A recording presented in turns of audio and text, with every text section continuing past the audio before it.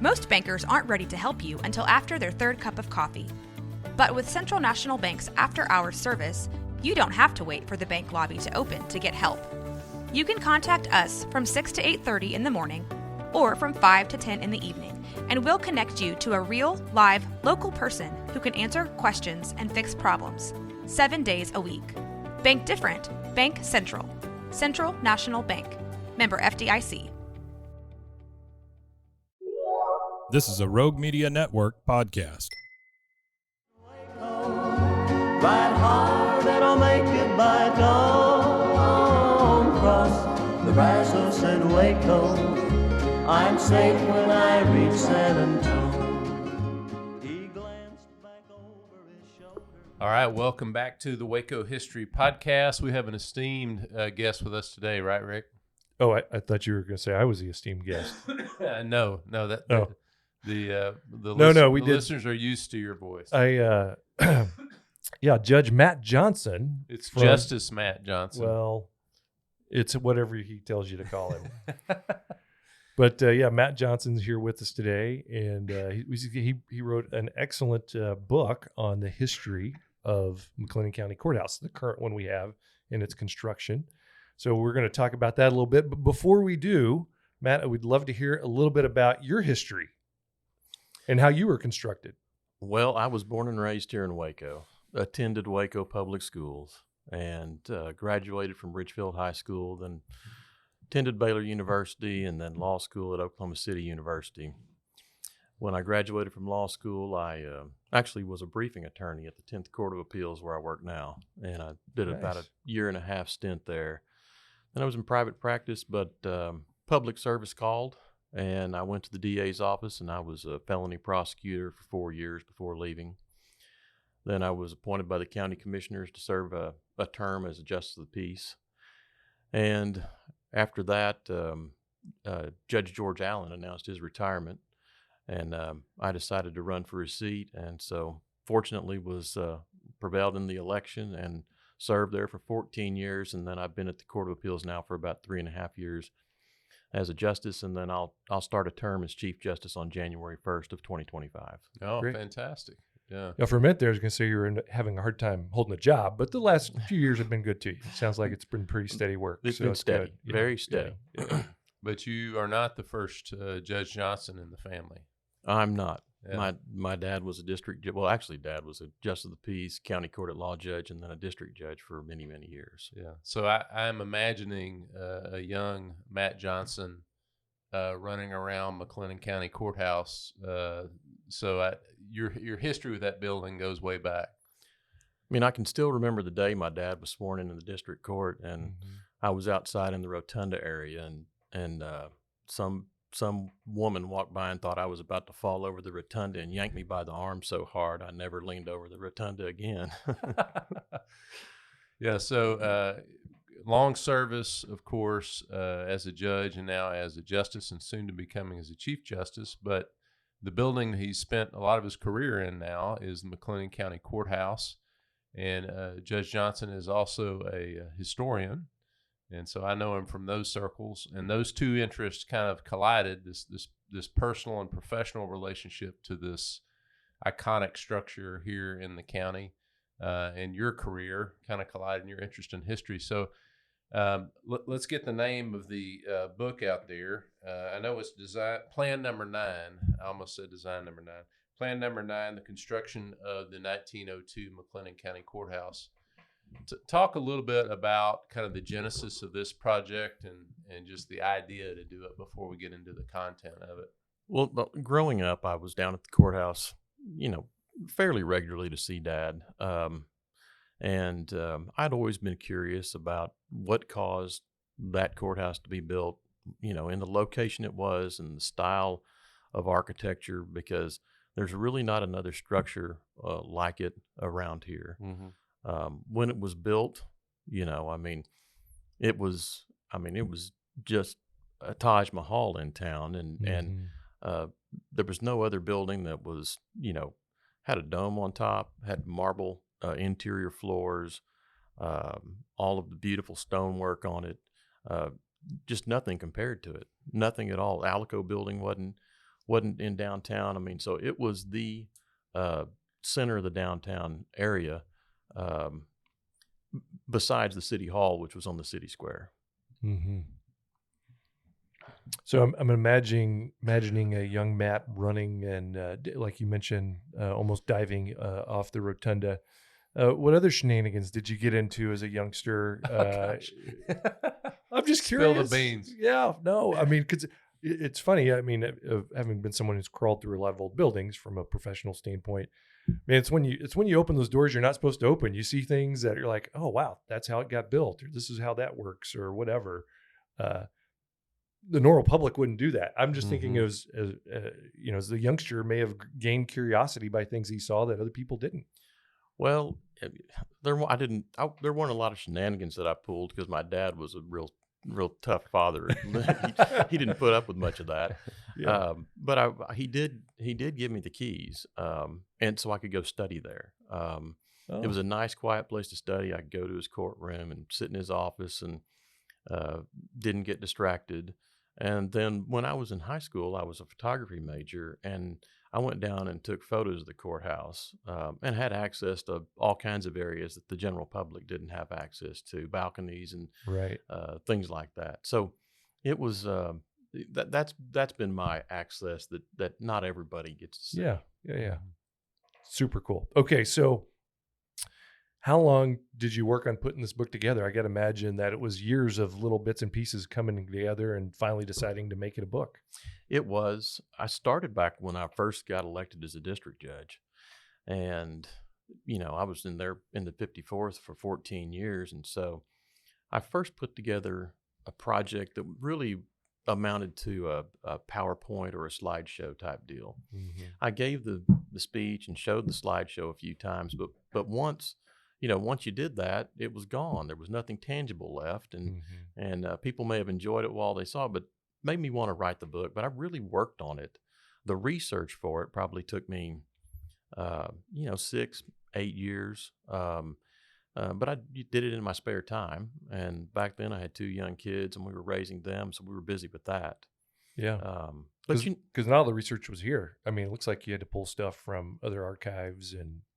Texas collection was great at Baylor for a lot of general information, but I really, was so lucky that James Riley Gordon's family gave all of his working papers to the University of Texas Architectural Archive, to the architectural school down there. And so I was able to go to Austin and look at his original drawings for this project.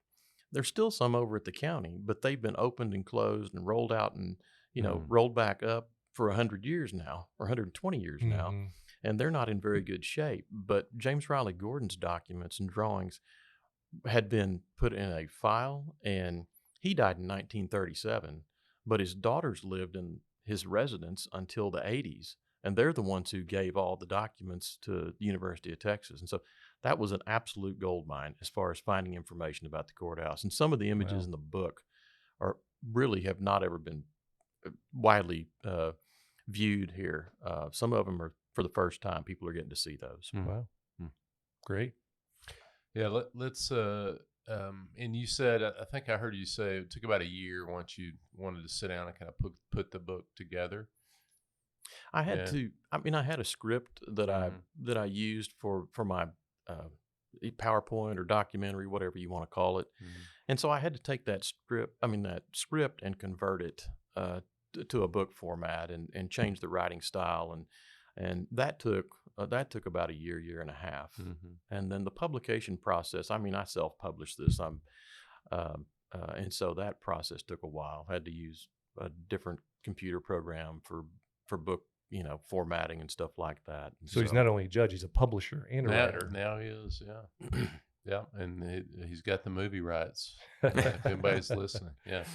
Okay, so walk us through the construction of the county courthouse. Well, in 1893, the legislature created the 54th District Court. The county had a courthouse on the corner of 2nd and Franklin that had one district courtroom. And in that district courtroom was the 19th District Court. And so now we had a county with 2 district courts and a courthouse with 1 courtroom. And the county courthouse was also, they were renting space for other offices near, in nearby commercial buildings. And they wound up renting space in the Provident building for the 19th court. 19th court moved out, and then the 54th moved into the old courthouse. Mm-hmm. But the noise in the vicinity, it had grown up to be an industrial area. Mm-hmm. There was a boiler plant down there. I believe the Aransas Pass Railroad came through every afternoon, made a lot of noise. And so they just have to halt court because, there wasn't air conditioning. They had to have the windows open. Right. And so it did interfere with all the proceedings. And that really is, probably one of the bigger reasons that the courthouse is where it is now. It wasn't in the industrial area of town. Yeah. Mm-hmm. That's one thing people don't realize when you're walking downtown. You got this great riverscape and the Riverwalk and Indian Springs Park. Yeah, that was the industrial heart of early Waco. It's where, besides where rail cars were worked on, the railroad went, the rail tracks went through there. Livery stables were down there just so they could just shovel the stuff right into the river. That was your disposal. Yeah. It worked really well as a disposal system. Well, and so that having, the 54th created kind of started the process. I think it had been proposed before, but this time it had some momentum. The Young Men's Business League got on board with constructing a new courthouse. They wanted to be a city of great industry, good services, and so they wanted to have a new courthouse. They wanted to have a new bridge across the Brazos, Iron Bridge. It's now at the foot of Washington Avenue down across the Brazos, and then they wanted to have a new train depot. Yeah. And so they managed to get those 3. The 4th item was navigation of the Brazos River, which that's still pretty elusive. And so but they gave it a solid try. They did. They gave it a try. Yeah. You think about that time in history, and I don't have these numbers in front of me. Steve and I have talked about this before. Waco was maybe the 5th largest city in Texas. McLennan County was the 4th or 5th largest county in Texas. With the cotton industry here, it was a financially wealthy community or county compared to many of the others. So I could totally see the city leaders wanting to kind of stake their claim. A lot of the other counties, if you look at some of the work of these architects, had already built their kind of their masterpiece courthouse. So Waco was a little behind the times, I think, on finally getting one built. So you can see how all those things would come together in the timeline to make something happen. Well, and so the Young Men's Business League being behind the project and other projects, like I've mentioned, they started a petition, and they had a petition signed by 1,500 landowning, tax-paying citizens, which was the requirement in the day. Mm-hmm. And they presented that to the Commissioner's Court in early 1900, and the Commissioner's Court called for an election to issue bonds to build a new courthouse. And then the real debate began between the different for folks pro and con, put it that way. Mm-hmm. Yeah, and I looked at the book. The city overwhelmingly voted for it, and then the urban areas, the rural areas, were against it. Yeah, right. Most of the votes against it came out of Moody and West. Mm-hmm. Those communities kind of thought it was a little bit of a boondoggle for Waco business folks to benefit themselves, and they just didn't see the benefit in it. And there was quite a back and forth between the West Times, I believe, and then the Waco paper. Waco paper was in favor of it, West paper wasn't, and they traded barbs. Was the objection about the bridge in particular, about the courthouse, the depot? It was probably about the courthouse. Yeah. That's the stuff that I saw the most debate on. I don't think anybody had a problem with a new bridge across the Brazos, and it was going to be a partnership with the city, city and county. The new courthouse was, that was all on the county's ticket, and they were going to have to pay for every bit of it. And I think the bond issuance requested $250,000 for the courthouse and a jail. Okay. So, that went along, and fortunately it passed. And real quickly after it passed, they started issuing requests for bids on for property to put the courthouse on. Started looking for that, and then they also requested architects submit plans, and plan number 9 was submitted by James Riley Gordon, and so I believe there were 10 total. There were only 2 that were considered seriously by the consulting architect Wesley Clark Dodson. Who was the local architect, right? He was, and I called him the consulting architect. What happened was the county commissioners hired him to assist them in evaluating these architectural plans. And James Riley Gordon was a prolific courthouse architect here in Texas, but and he had kind of a stock set of plans. And if the county was a larger county, they could add a wing on, and he usually kept them symmetrical, so they'd add 2 wings if it was but if it was a small county, it's just kind of a square building. Right. Ours is an original. I mean, absolute original work by James Riley Gordon. And the closest thing of his that he ever designed to it was probably the Arizona State Capitol.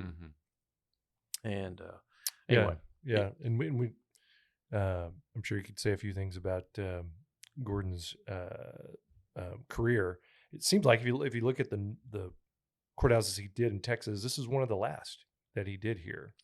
So I don't know if he saw it as his grand courthouse that he did, or I don't know if he found anything along those lines where he gave any narrative about the McLennan County Courthouse. I think when the whole process started, he was still in San Antonio. Then he moved his practice to Dallas, and he didn't stay in Dallas for a very long time, maybe a couple of 3 years, right, 4 at the most. And then he moved to New York City, and he designed some buildings there, and he became an architect of some notoriety in New York City. Yeah. And they did the Kellis County Courthouse, I think was one of his. I believe he did. Yeah. I think the Weatherford Courthouse. He about 12 of them, which is a pretty good stock of courthouses. Yeah. Right. And of very different architectural designs. Yeah. Some very Victorian, and then ours, which has a different style. What would you call the style that ours is built in? Corinthian. It's Okay. a classic Corinthian structure. Beaux Arts is what a lot of people refer to it Okay. as. The settling on plan number 9, was that easy out of the different designs, or were there some debate? What might we have ended up with? I wanted to ask about that, and also the property, kind of where it may have ended up, other properties that we looked at. There wasn't much of a debate about it. Wesley Clark Dodson was he wasn't so kind to the runner-up. He really wasn't. He said that even with changes, it wouldn't be anything you'd want to have as far as your courthouse in your county. he said, that it couldn't be improved. And he said that the plan submitted by James Riley Gordon was delicate and scholarly. Okay. And just thought it was a magnificent structure, and just spoke, his recommendation letter was just so glowing about the design. And did they consider other properties as far as where to place the courthouse? Were some runner-ups? I don't know that there were any other locations. I never found much about that. Occasionally, I'd come across a newspaper article when I was going through the newspapers from the time, and there would just be a quick story about the county closed on a deal with there were 2 landowners who owned the whole block. They didn't own it beyond the alley, but on the Washington Avenue side back to the alley, it was only 2 families that they had to buy the property from. And I'm assuming St. Paul's was already there. That church has been in place for quite a bit. Yes, St. Paul's was there. Yeah. Well, if I were citing it, some things I would think about, it's at a higher elevation, right? If you think about our downtown space, which you can't really see it because we have these buildings around, but courthouse is up pretty high on solid ground there, which is always great for drainage, whether it's stormwater drain or sewer drain, whatever. Better breezes up there, get up higher, back when that was your only ventilation. So, I could see why that would be a desirable place. In fact, a minute ago, Matt and I were talking about I asked Matt, why isn't our courthouse the town square, which is the case in many, or if not most, of the counties in Texas. And I don't know if we know the complete reason, but what do we talk about there? Well, the county, I mean, the city put the city hall right in the middle of the town square. The first two courthouses that the county had, they were not. I mean, one was a log cabin. The other one was a 2-story structure that was just a big square block. Mm-hmm. Yeah. And I believe in 1870 or so, they built the third courthouse that was there at Second and Franklin. But for some reason, the city fathers had the city hall as the town square. It was the center of commerce. You know, you see those old pictures with all the cotton bales that people would bring in and things like that, and all the other agricultural products, and you know the cattle coming through town, going across the suspension bridge. But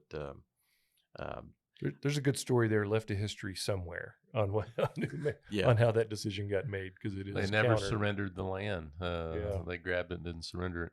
The third courthouse was kind of an interesting looking building as well. Did you learn much about that in doing this research? I learned a little bit about it, enough to include some information in it, you know, about it in the book. Mm-hmm. It was actually, I believe, designed by Wesley Clark Dodson, the man they hired to be the consulting architect. Mm-hmm. And but you know, there were some stories about the state of the building, and they were really concerned. There was one of the big issues that they tried to pitch to the voters is that structure is very susceptible to fire. Yeah. And that's every county in Texas, right? Has a story of the courthouse burning down in the 19th century. Yeah. And then you lose all your land records. And I mean, Mm-hmm. that's a substantial loss, because then you got to recreate them, and there's got to be a lot of court proceedings to make, you know, to iron out title issues. And so the McLennan County Courthouse in its day was about as fireproof as you could get. The one we have now was, but there was a lot of concern that it would burn, and actually it did burn. It did burn after the Crow Brothers Laundry bought it. And the Crow Brothers, and they ran a laundry out of it, and then it did burn, I believe, in the 40s, something like that, 1940s. So one thing in reading your narrative, I noticed that the commissioner's court that approved the construction, got the bonds passed, selected the plan, everything. I didn't really give a lot of detail here, but they were not the commissioner's court. None of them were on the commissioner's court that received the building a few years later. There was a wholesale change in commissioners. Was there some political fallout that had to do with the courthouse? I never saw anything in the paper about that, but you know, you hear the stories at the courthouse that was one of the reasons the commissioner's court totally turned over. And the county judge, J.N. Gallagher, was the county judge when the vote went through. He intended to retire, or not retire. He just intended not to be county judge anymore at that time, and he wound up as Chief Justice of the Court of Appeals in the 1920s. But the commissioners, I think, probably did suffer some losses because there were a lot of people out in the rural parts who were opposed, and the city, the commissioners' precincts come into the city, and it divides the city up in 4 different pieces. Right. But the more rural parts, they probably carried the day. The population in McLennan County until the 20s was more rural than urban. Right. And on that second court, the county judge was Judge Gerald, which we've spent a lot of time on here. Very interesting person, kind of a firebrand. I could see him, having an axe to grind, and I mean, he'd just killed. I mean, that could have been 3 or 4 years before, right? Yeah, if I remember my timeline right. 90s, Killed 2 men, and then gets elected county judge. And he'd been county judge before, so he came back for a three-peat. And so if the polls start dipping, Justice Johnson, there's a way to boost your approval rating. Get in a gunfight. But I could assume there's a story, political story in there as well. I think there probably was. Yeah. One of my favorite terms is value engineering, which just means being cheap. Uh, you talked about the original plans, kind of the beauty and the artistry, but then that's not necessarily what was built. So what did you discover as you looked at those original plans and then a structure that you're very familiar with that actually exists? What were some of the big choices maybe that were made in that value engineering? Well, the architect wanted to have round courtrooms. Oh, interesting. They were designed for acoustics. Mm-hmm. Kind of theaters for the performing arts in the day were rounded, helped with acoustics, and so they thought that was he thought that was something that would be great in a courtroom, so everybody could hear everything the lawyers and the judge and everybody said. But they also had real big balconies. They took up more space. The original plans had real ornate decoration and statuary outside the courthouse, and ultimately they you've been in the county courthouse, the courtrooms, the corners are rounded off, but the courtrooms aren't round. I mean, they kind of trimmed it back, and I get that. They're the ones who have to pay the tab, and so reality sets in. Yeah. But what a lot of people don't know about our courthouse is that they still had courtrooms that were 2 stories tall. We had galleries on the second floor, and I mean, they were still you walked in there as an impressive venue, kind of a majestic courtroom, and all the judges' benches, now they're to the side, except in the 54th District courtroom. That bench faces the door. All the judges' benches face the door. They had galleries around 3 sides. There weren't any gallery behind the judge's bench because they didn't want people up there behind the judge. And they were, they had marble columns in them. If you ever want to see the marble columns, they're now up in the Court of Appeals courtroom and a couple of other trial courts up there on the 4th floor, excuse me.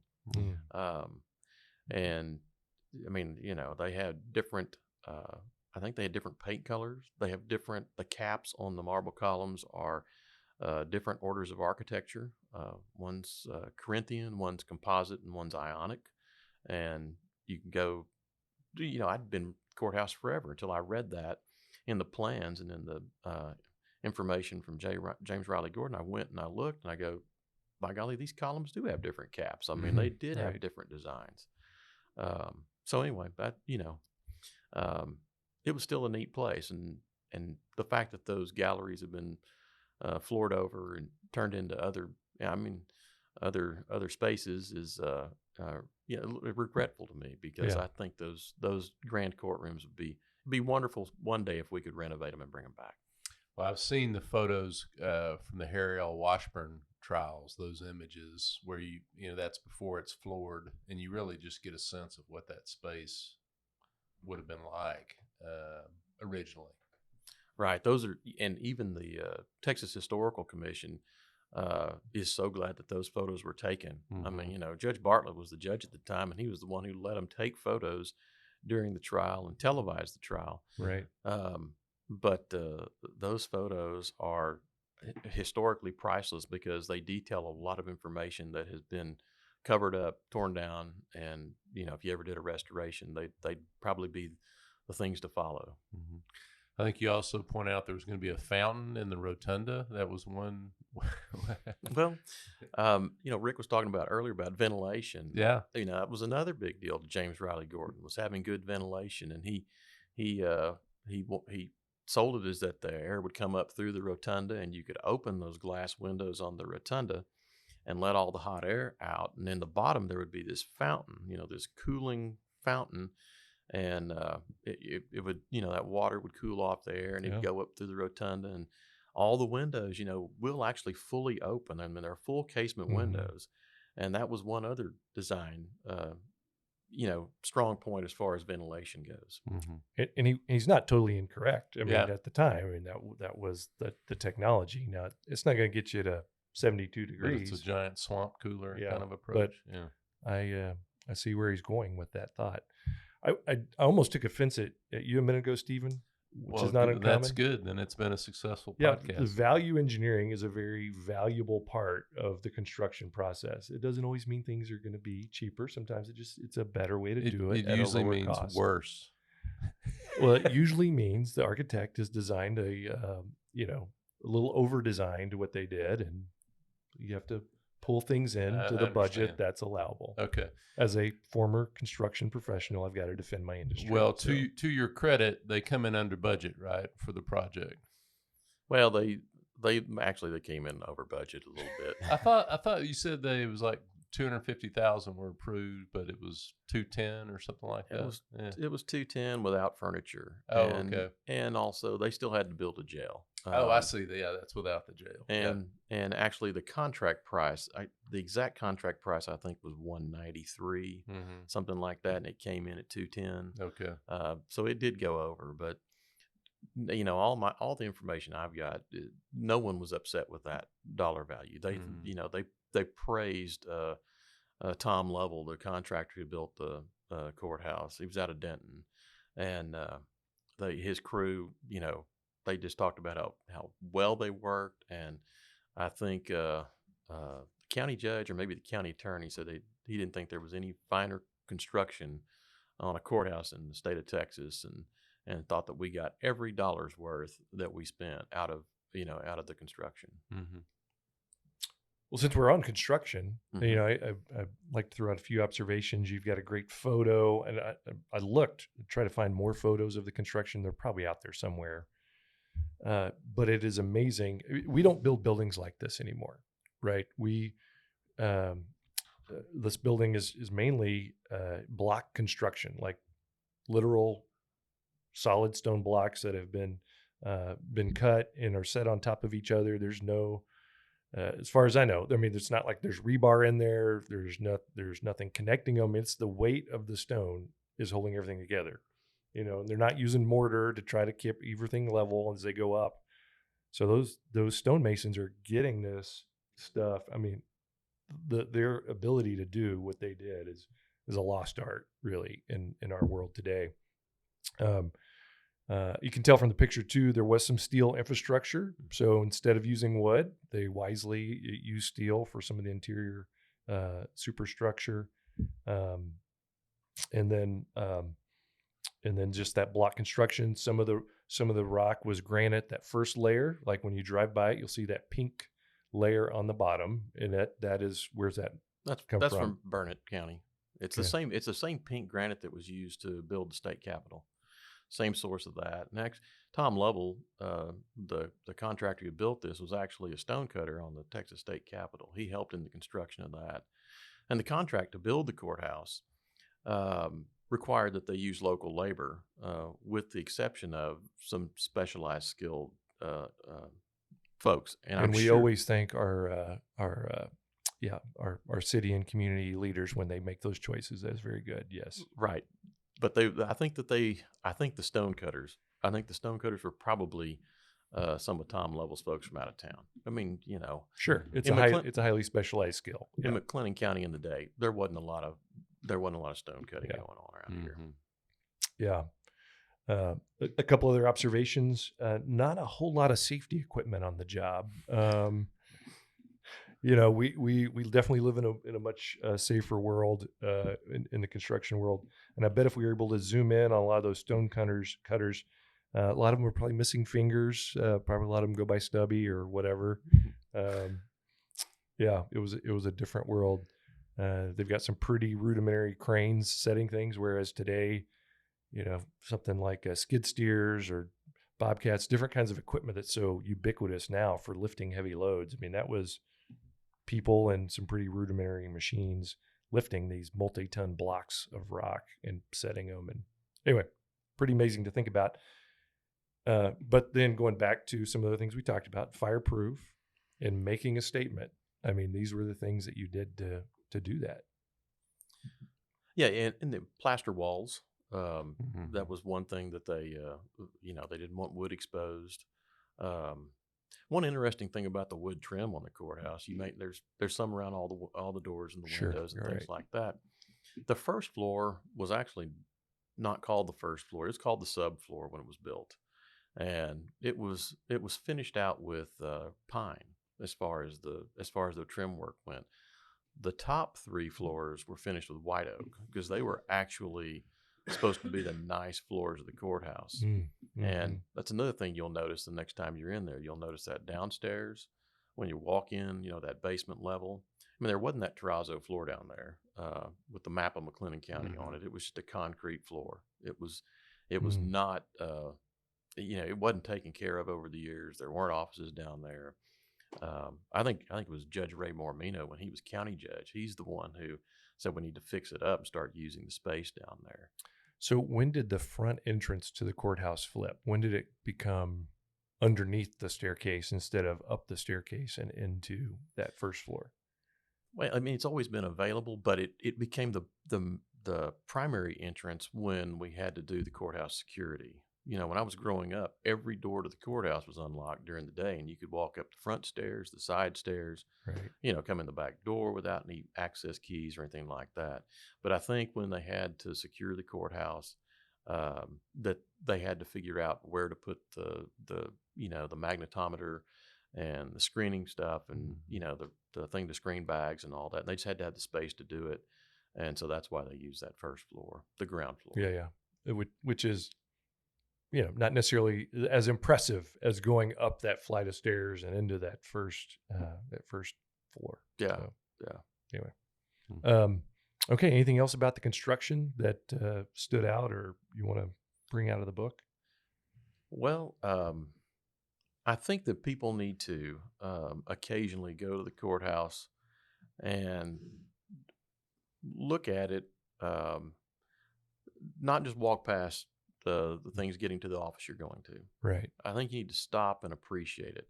And one thing I tell everybody to do is to go to that first floor and stand in the middle of that map of McLennan County and look up. That is the best view at the courthouse around. The second best view is when you go up to the very top, to the 4th floor, in the rotunda area where you're real close to the dome. Mm-hmm. And sometimes the sunlight comes through there and it comes through the stained glass. And it's just kind of a neat view of the courthouse. Everybody's usually busy going through there. Yeah. They're not taking their time to soak it in. And dealing with some pretty serious issues a lot of times. They're not looking at the beauty of the architecture. Right. They're thinking about some other important issues in their life. And I certainly understand that. But sometime if you go do that, the courthouse had, they also had the stained glass windows in the ceilings of the courtrooms. So you had the 2-story courtrooms with the gallery, and then there were stained glass windows. They're still there in the Court of Appeals courtroom, which that was the 74th District Court's balcony. And they're also in the County Court at Law number 2, which is newly located on the 4th floor. But that was the balcony for the 19th District Court. There were 6 arc glass skylights or stained glass skylights in the 54th because it was the largest courtroom because it was going to try criminal cases. Right. But they were lost in a fire in the 30s. There was actually a fire in the attic, and they managed to get it put out before too much damage was done. But it was also the 30s, and money was short, and so they didn't spend the money to get the skylights remade. Gotcha. Another thing that comes to mind about the construction, we don't build buildings today for 100-year life, and I don't know if necessarily they were thinking of 100-year life, but we're clocking 120 now, and we don't foresee that building going away anytime soon. I mean, I think that speaks to the longevity of the construction. Similar, and it's a very similar construction to buildings you see in Europe of that stone type construction that have been around multiple centuries. So that back when you said there's nothing else like it in Waco, that makes that point. So well, and even at the luncheon after the courthouse was dedicated, and they had a luncheon for Tom Lovell to honor him for building such a good courthouse, one of the county officials stood up and said he saw no reason it couldn't last more than 50 years. Which, keep in mind, their last one lasted less than 30 years. Yeah, so, right. I mean, that was the standard before this one. So they had some expectation that it would last a while, but Yeah. no idea it'd be 120 years later. Yeah. A lot of times in construction projects for public projects, whether it's schools or whatever, city, county buildings, people do complain about the cost. But the reality is most of those buildings are built for a much longer lifespan than your typical commercial construction. And, the taxpayers are getting the benefit of that longevity. Yeah. And I think in Texas in particular, our courthouses, I think the courthouse preservation program that started in the 1990s under Bush. And I mean, it's the identity of a lot of these counties in Texas. I mean, it is that central building that makes that county unique. And it seems as a county, we've cared for the courthouse fairly well. I mean, because I know some shape that other courthouses were in Texas counties, but it seems like we've stewarded that building well. I think that it's been maintained. There have been some modifications made to it that probably shouldn't have been done. I mean, we've had some of the caps on the marble columns chipped away because they've put a wall there. I mean, there used to be a marble column in the middle of a wall in the grand jury room when it was located in the courthouse. And there are some things, but I don't think there's anything that's not reversible. I don't think there's anything that's been altered on the building that can't be fixed. One of the hardest things to fix, if there ever is a renovation project, will be the walkway from the old county jail to the courthouse, and then the walkway from the annex building to the courthouse. They really chiseled on a lot of the brick. I mean, not brick, the stone work to get those things to fit in. And so there's some damage there. But we've got a new roof. We've got it's not leaking. There aren't problems like that. And so as long as we can use it for as long as we can, and then once we outgrow it, let's make sure we restore it to the way it needs to be. I think that'd be a worthwhile project. Well, you mentioned the two best views in the courthouse. Are there some other features? Say somebody's listening to this and they've got a little time and they go, what are some other things that you would recommend people look for, maybe little details or elements in the courthouse that you think are interesting? Well, everybody looks at the front elevation of the courthouse. The back side of the courthouse really has it's just very symmetrical. I mean, the windows are all framed and there's beautiful stonework around them. The dome has eagles surrounding it, and there's one duck up there, right? No, they took that. It was still. I got a photo of it when they took it down. It was still a bird of prey, but it wasn't quite as vicious a bird of prey. Yeah, it's gone now. People who are around know what I'm talking about. Yeah. And that was part of that Beaux Arts style of having sculptures as a part of the architecture, right? Because there's several of them on there. Do you know what they all represent and who they are? Well, Themis is on top, and she's the Greek goddess of justice. And the reason we know it's Themis is because she has a Greek hairdo. Now, someone had to tell me what a Greek hairdo was, you understand? But she's not blindfolded, and she holds the scales of justice and a sword.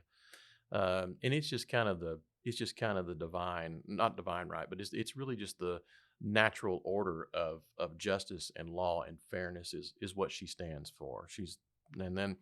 And then, of course, Lady Justice is on the front pediment of the courthouse. As you're looking at it, she will be to the right, and she is blindfolded. And she's the Roman counterpart to Themis, being Greek. And then on the left front pediment, there's it's really a liberty. It's really a symbol of liberty. It's still a lady, but it's kind of reminiscent of the Statue of Liberty. Holds a tablet and stands for just nothing more than liberty and fairness.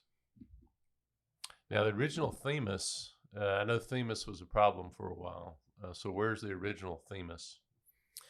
So we have a recreation of Themis up there because the county kept having to spend money, right? I'm not sure. Yeah, I'm sure Themis is in storage somewhere. Yeah. But you can't say where Themis is. I don't know. Trust me. They witness protection program. Yeah. But I know several times they had to do work on Themis, so eventually they decided the better thing to do would just be put a hardier Themis up there. I think it's a fiberglass thing. Okay. But it'll probably last longer than those statues. I mean, they were made out of zinc and they were pressed out. Yeah. So they did 10 years worth of service, and that's about all you can expect. One of the things we, as I was walking into the building here at Alico, Matt and I kind of walked in together looking back towards the courthouse. The thing that when I look at these old pictures, you can see all this, you see the architecture so much better. When I go over there and look now, all I see are pecan trees and maybe a couple pieces of the building sticking up, around the back. We find that a little ironic, right? I mean, people love trees and what they mean and what they bring, but also it hides the beauty of what's there. Yeah, huge trees blocking the courthouse view. Yeah. There was a reference in the county commissioner's minutes that they hired a man to plant those trees, probably 1903. And I think it was 17 trees, had to guarantee they'd live for a year. That's what they wanted, was the guarantee for that. And of course, a lot of them have lived a lot longer than that. But yeah, they do block the view. And then at some point in time, someone planted some magnolia trees around there and kind of up in the corners. And that's probably not a good idea, because I think they had some concerns about the roots messing with the foundation of the courthouse. So anyway, but they do block the view too. Yeah, all the time. There seemed to be a little controversy on the cornerstone when it was set. It wasn't so much controversy as it was they couldn't fit all the names on the cornerstone because the county commissioner's court had turned over totally. Well, which sounds like code for me, like we're not recognizing you guys. Well, they didn't. So they didn't recognize. But then they didn't recognize themselves either. They didn't recognize themselves. They decided to dedicate it to the taxpayers of McLennan County. There you go. And Judge Gerald said, he goes, it just wouldn't be right to put our names on it when the other ones had just as important a role in getting the bond issuance passed and in contracting with the architect and purchasing the land. And so I don't know that there was any necessarily bad feelings about it. They just couldn't chisel that many names in that block. Well, any other elements you want to make sure you get in?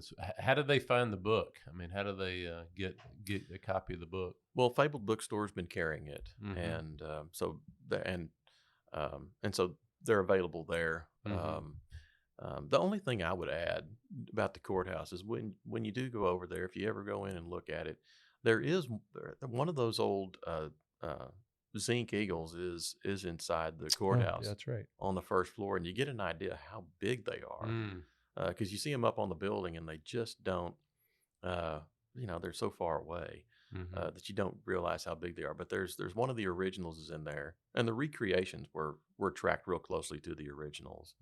The only thing they did was they left out the eyes being lit at night on the recreations because the original ones, the eyes they'd light them up at night, and there was one account that said they'd light them up red.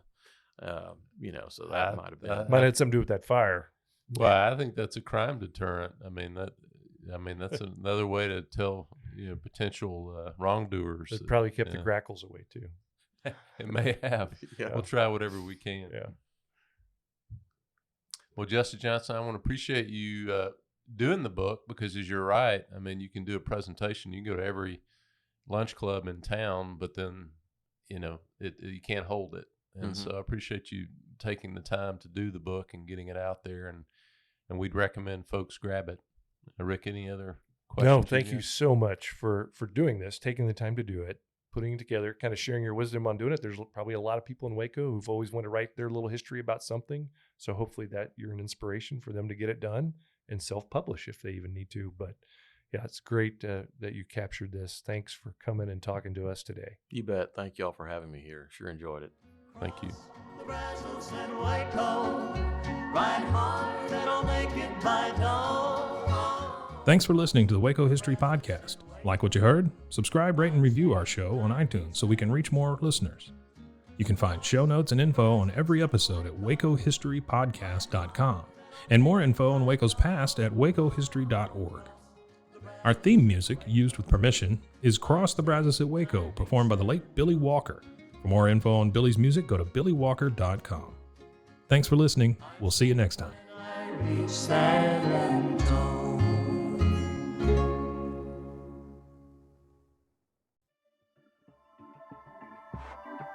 This has been a Rogue Media Network production.